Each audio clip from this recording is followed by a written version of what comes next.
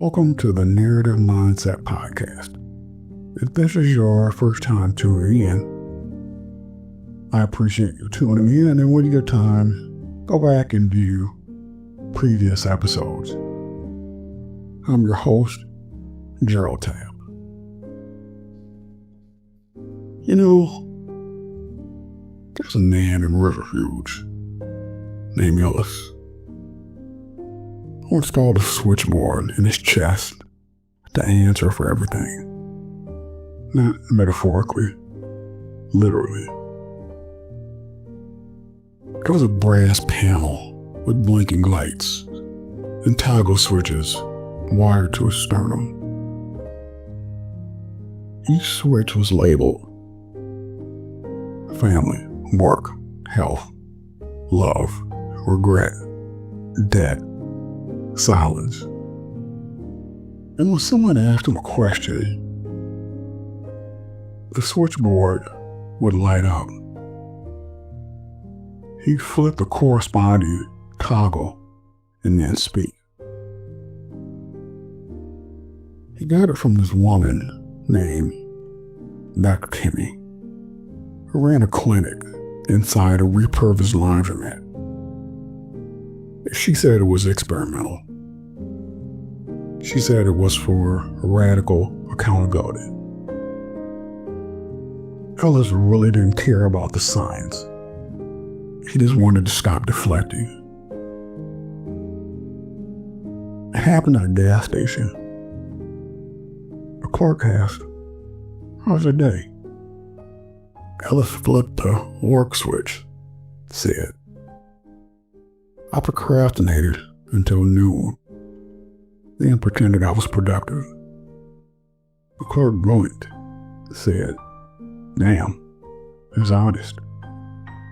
Elias nodded, said the switchboard doesn't allow small talk. Said every answer has to be earned. He stopped lying, stopped softening, started flipping switches like confessions. Said it felt like paying emotional taxes. Ellis started keeping a log, called it the ledger. Every time he flipped a switch, he wrote down a question, the answer, and the emotional cost. Over time, patterns emerged. Love cost the most. Silence was the cheapest. Regret had compounding interest. He realized he'd been bankrupt in certain areas. Said responsibility isn't just action, it's acknowledgement. He started budgeting his energy. Said every answer should have a receipt. There's a juice cart near the old steel mill, run by a man named Omar, who blends smoothies based on emotional debt. Ellis went there after a week of heavy toggling. Ordered a mango turmeric blend. Omar asked, "What are you trying to pay off?"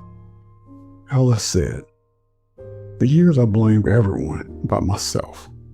Omar nodded, handed him the drink, said, "This one's for reconciliation."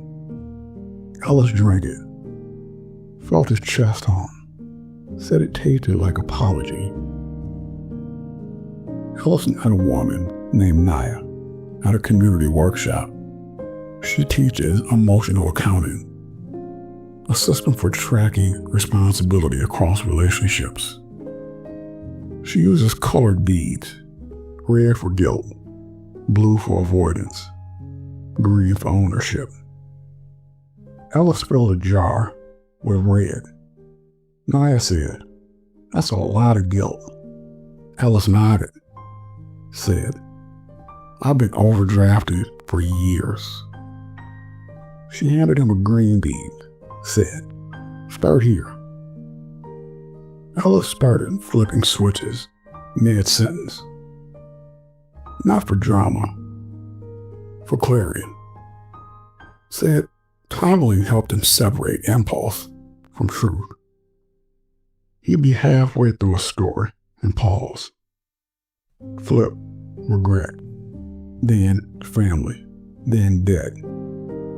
Before finishing, people stopped interrupting him, said his speech felt like a confession wrapped in circuitry. He started hosting toggle talks in the back of the laundromat clinic.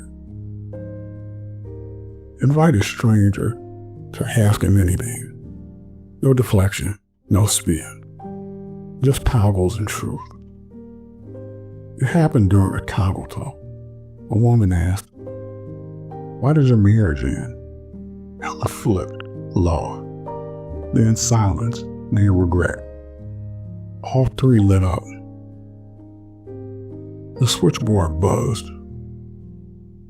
Sparks flew. He collapsed. Dr. Kimmy rushed in. Said the board wasn't designed for simultaneous toggles. Said emotional overload can short the system. Elias laughed. Said, "So can honesty." He recovered, but the switches flickered for days. Said it felt like guilt trying to reboot. Ellis started auditing his toggles, not just when he flipped them, when he didn't. He noticed he avoided health during doctor visits, avoided debt when budgeting, avoided love when texting his daughter. He made a chart, called it the avoidance grid. Each blank space was a truth he hadn't faced. Said responsibility isn't just what you hear, that's what you refuse to say. He started flipping the avoided switches in private. Said it felt like emotional stretching. There's a juice cart near the old post office run by a woman named Tavia, who blends smoothies based on emotional inventory. Ellis went there after a grid audit, ordered a feed gender blend. Talia asked, "What are you trying to face?" He said, "The parts of me I've outsourced." Talia nodded, handed him a drink, said, "This one's for reclamation." He drank it, felt his chest warm, said it tasted like ownership. Ellis met a man named Devon at a community center. Devon teaches radical apology. Not just saying sorry, but naming the harm, the pattern, and the repair. Ellis attended a workshop. Devon asked, "Who haven't you apologized to?" Ellis said, "My daughter."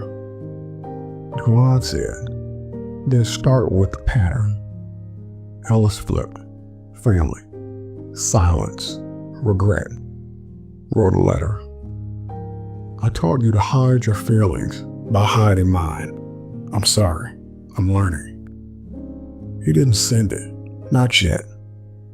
Said, responsibility starts with readiness. Ellis started noticing something strange. The switches began to hum before he touched them, like they were anticipating the truth, like responsibility had rhythm. He asked Dr. Kimmy if the board was evolving. She said, "It's syncing with your nervous system." Ellis nodded, said, "So it's learning me." He stopped flipping out of habit and started listening to the hum. Said it felt like emotional sonar. Said the board was no longer a tool, it was a mirror. Dr. Kimmy invited Ellis to a ceremony. Not medical, not spiritual, just intentional. She called it the rewiring. A group of people with emotional devices gathered in a circle. A woman with a guilt compass, a man with a shame dial, a teenager with a forgiveness meter. Each person shared their calibration, their rituals, their breakdowns. Ellis flipped regret, said, I taught my daughter to hide her feelings, to hide in mine. The board buzzed, then pulsed, then glowed. Dr. Kimmy smiled, said, that's integration.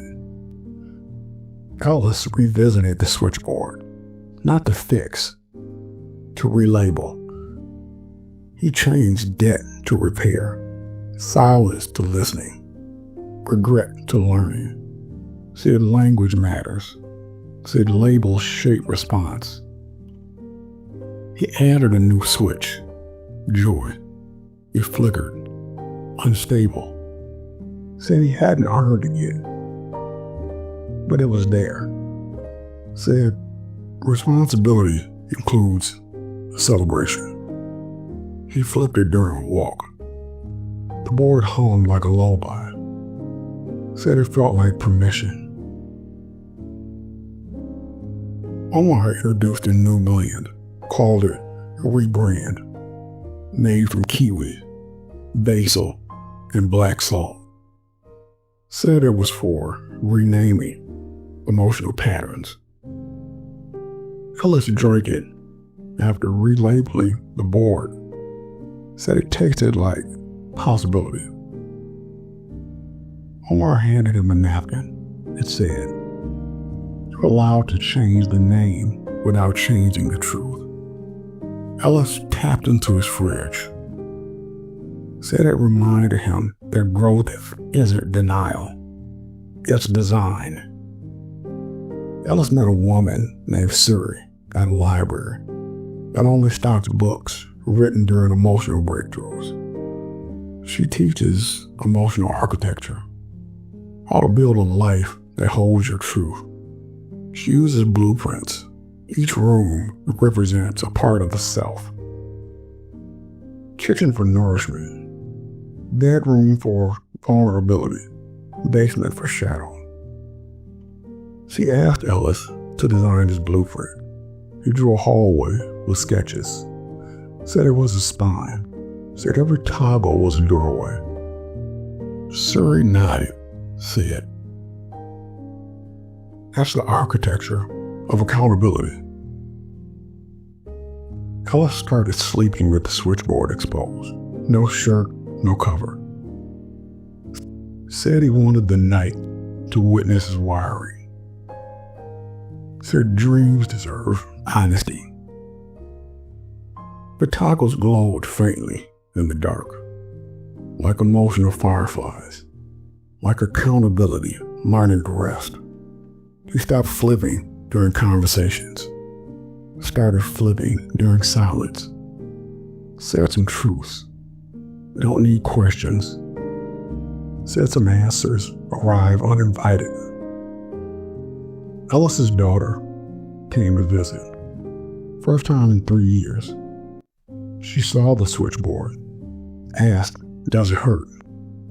Ellis flipped, family, regret, repair, said, only when I ignore it. She cried, not because of the board, because of the answer.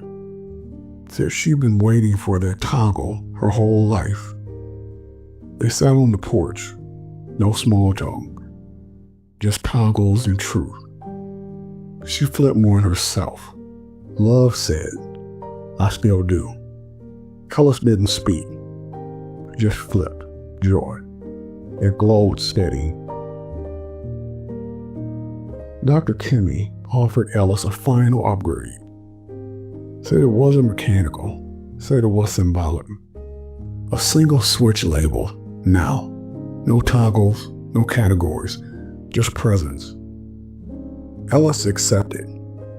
The board reconfigured. All previous switchers collapsed into one. Now pulsed gently. Said it felt like emotional simplicity. He flipped it during walks, during meals, during silence. Said it reminded him that responsibility isn't just answering, it's arriving. So Lyra introduced a final blend, called it Arrival, made from plum, mint, and saffron. Said it was for showing up fully. Ellis drank it before a walk with his daughter. Said it tasted like presents. Taylor handed him a napkin. It said, "You're here." He taped it to the switchboard. Said it was the final label. Ellis started a group, not a support group, a responsibility choir. People who answer for themselves, not with guilt, with grace. Each person brings a toggle. Once they've renamed, once they've reclaimed, they flip them in unison. Then it's silence.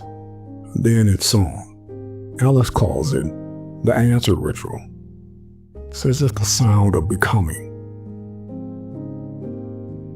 I don't know if Ellis still flips the switchboard. I don't know if the now toggle ever dims. I don't know if the choir still meets. But I do know this. Ellis stopped deflecting, started answering, started arriving.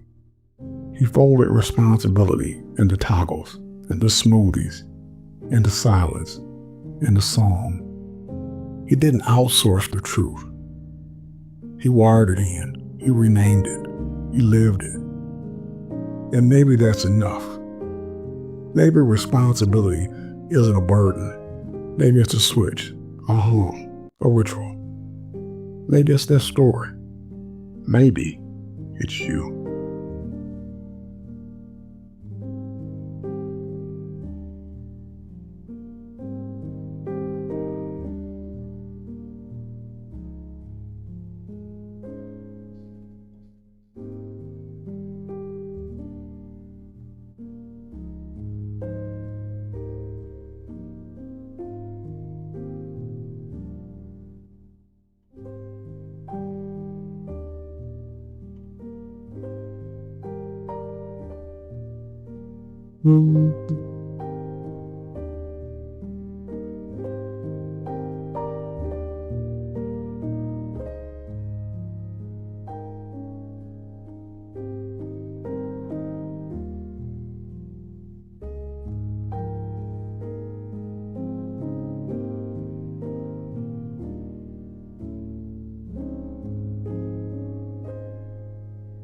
We